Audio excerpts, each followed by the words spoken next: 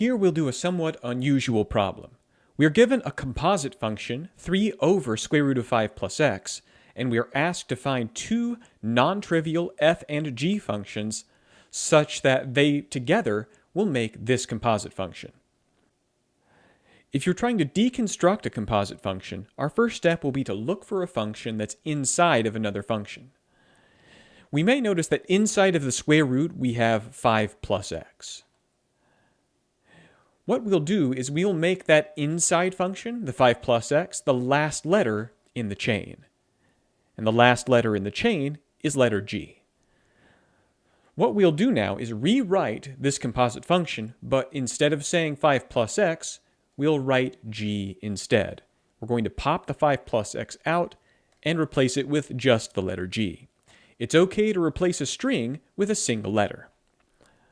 When we do that, we'll end up with 3 divided by square root of g. And so we can say that gx is equal to 5 plus x. That's half of the process finished already. Now we only have to get f that goes with it. To do so, all we need to do is replace the letter g with the letter x. We're going to swap the g out for x, and this will give us 3 over square root of x. Where the g once was, we now have x. And this will be our fx function. To prove that this works, let's actually perform the composition and make sure we get what we started with. If we take f composite g of x, we'll start with fx, which is 3 over square root x. And then we will replace that x with function g because that's the next letter in the sequence. Since gx was equal to 5 plus x, we will replace that x with a parentheses and then place 5 plus x in that position. Once we insert the 5 plus x, we will end up with 3 over square root of 5 plus x, which is what we had previously.